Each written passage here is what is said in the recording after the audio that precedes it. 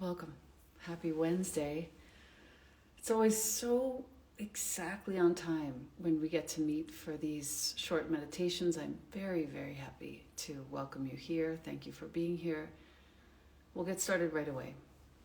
This week I have a couple of readings. The first is from Pema Chodron, When Things Fall Apart. Things are falling apart, aren't they? Maybe they're falling together. In any case, on page 52, which is a page from which I read often for myself, I would like to share this with you. As human beings, not only do we seek resolution, we also feel that we deserve resolution. However, not only do we not deserve resolution, we suffer from resolution. We don't deserve resolution, we deserve something better than that.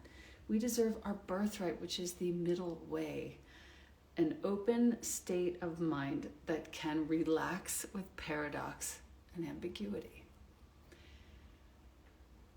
Right next to this post, you will see a post from Young Pueblo. All mental tension results from not letting go. How can we relax with paradox and ambiguity?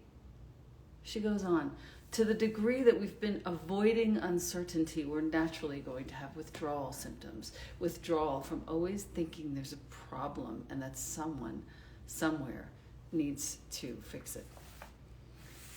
When we get comfortable with ambiguity and paradox, we begin to know this middle way as our very natural, neutral state.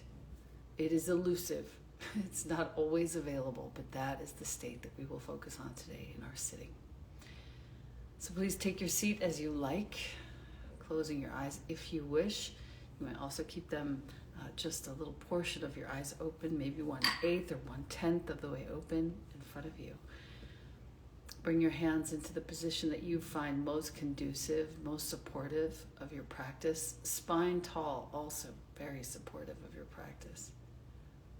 Lengthen your crown toward the sky and smile. Nothing is perfect. Everything is ambiguous. Everything feels like a paradox. How can we relax with that? How can we find a middle way in that? We begin by gathering our attention and creating a sense of collectedness within ourselves. I'm collecting my attention from that situation. I'm gathering it from over there in that conversation, that interaction from yesterday or the day before. I'm collecting my attention, gathering it in. And it only takes a few breaths to make that happen.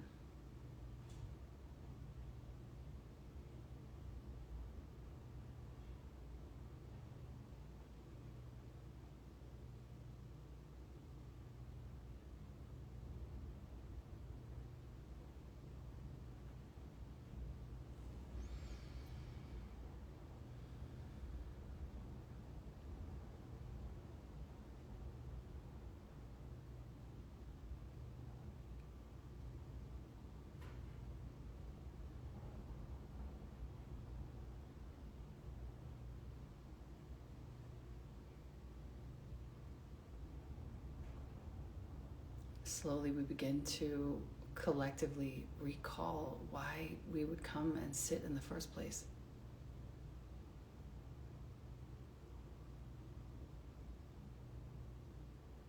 What is the treasure that lies within the act of settling, relaxing ourselves in the midst of paradox or ambiguity? That body landing within itself. That knowing that nothing perhaps can be solved, but at least I can be minding my own attitude and inner state.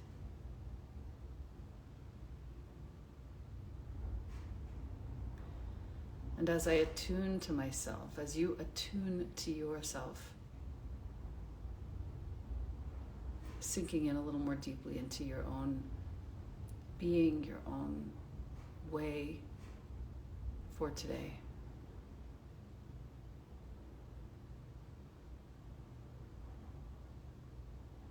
Allowing your body to find a sense of steadiness. No need to force it or imprint it. Let the steadiness emerge.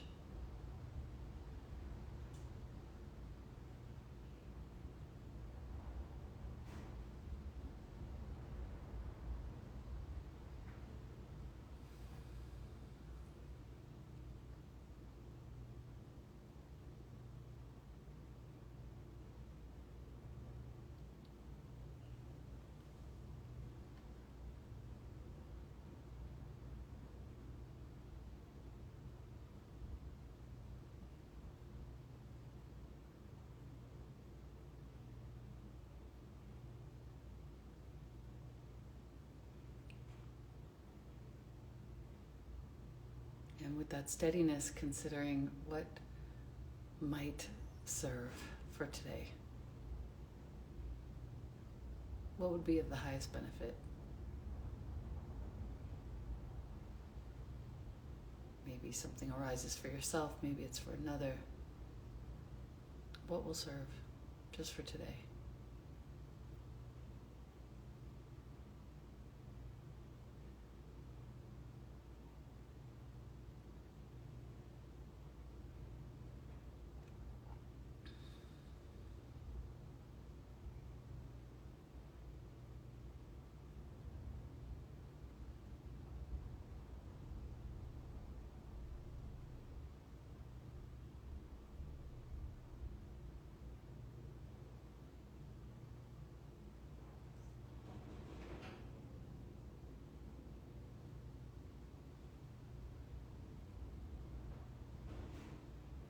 And as you slowly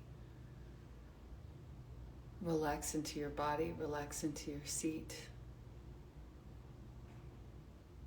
maybe a few ideas come to mind of what needs to happen today or what doesn't. And just let them loosely kind of arrive and pass through your consciousness.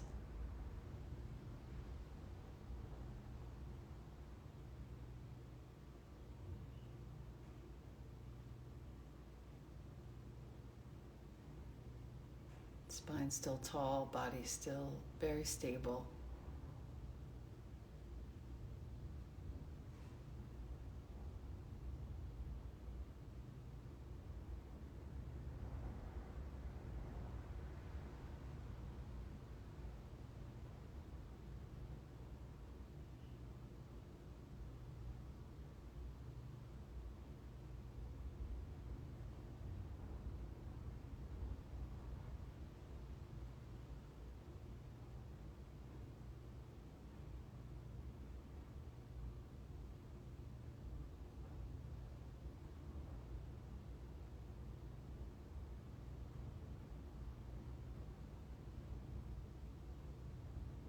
And noticing beneath all the sort of movement of the mind, this presence within you.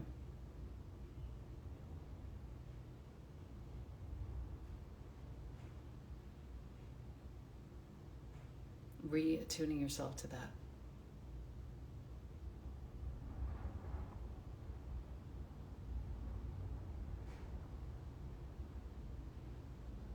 A sense of recognition and familiarity. There you are.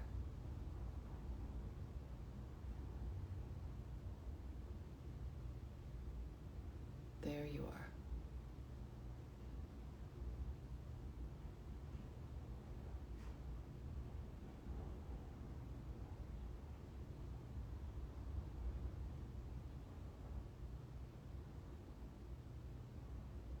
Gently, even letting that understanding go.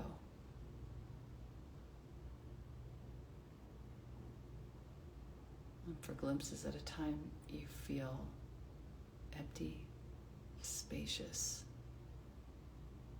and simultaneously very full.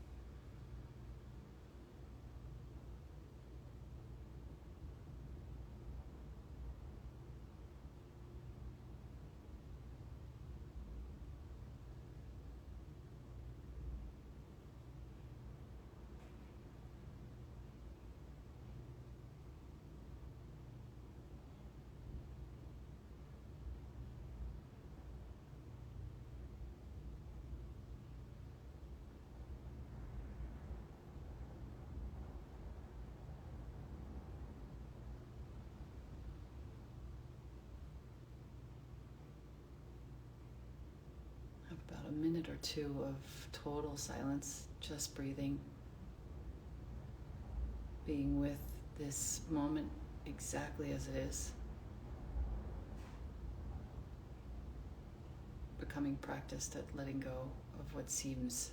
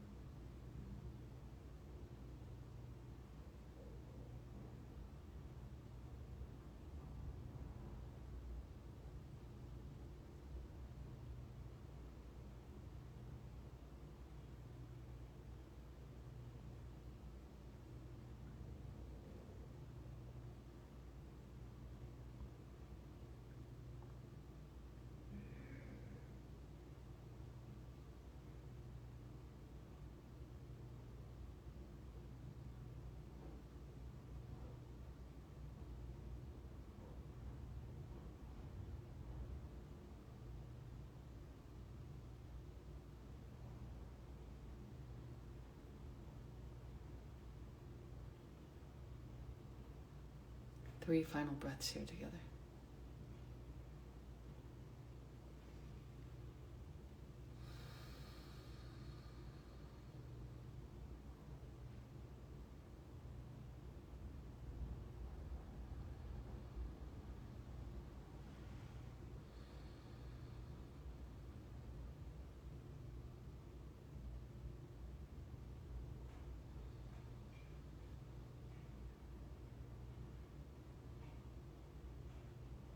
Very gently bring your hands to prayer in front of your heart. Rub them together pretty briskly. And once they feel warm, place them on top of your eye sockets gently.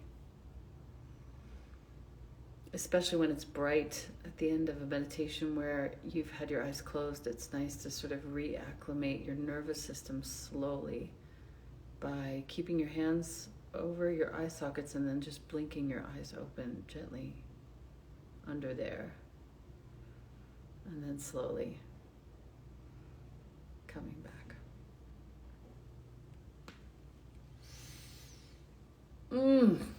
Gosh, it's always so nice to be here with you. Thank you so much for coming to these Wednesday sittings. It's such a treat to be together. I have one more reading for you. One of the most important books of my whole life, Reconciliation, Healing the Inner Child, Zen Master Thich Nhat Hanh. If you haven't listened to the podcasts that Plum Village puts out, I strongly recommend. Plum Village is the monastery in France where Zen Master Thich Nhat Hanh did much of his teaching and a lot of his living in the final years of his life and throughout his life. The podcast is incredible, and you get to hear Brother Phap Huu, who is perhaps Zen Master Thich Nhat Hanh's closest sort of attendant, assistant. It's hard to put that job into words. He talks a great deal about his experiences with Thich Nhat Hanh. Just this week I listened twice to his recounting of the continuation ceremony, which we know as a funeral. Just so beautiful. But reconciliation, healing the inner child.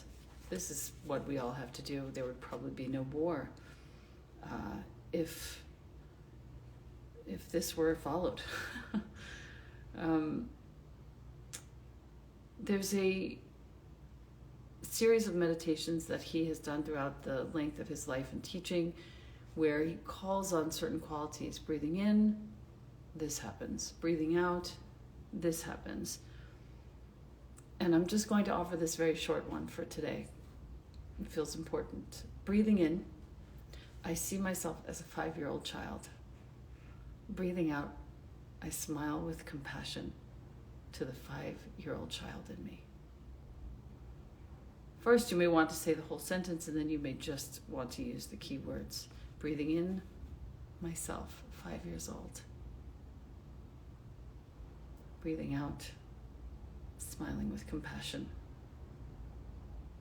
He implores us on page 66 that the 5-year-old within needs a lot of compassion and attention.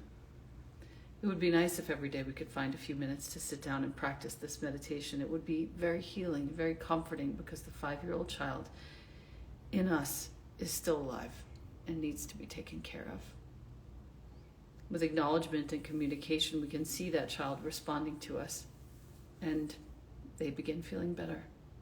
And if they feel better, we feel better also, and we start to feel great freedom. So, to the 5-year-old child in you from the 5-year-old child in me, we would have been friends, I'm sure. I bow.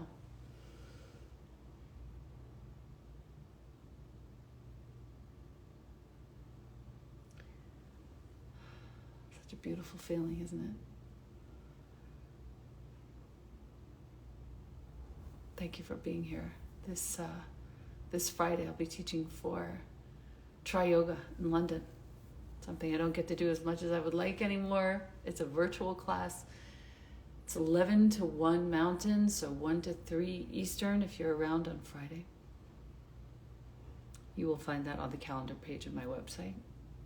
On Saturday, I will be teaching for Glow in the morning, 11 a.m. Eastern, 9 a.m. Mountain. Today, which is Wednesday, I believe it's the 10th, could be the 11th, I'm really not sure. I will be attending Gabby Bernstein's bestseller masterclass training. This is a free training for all of us.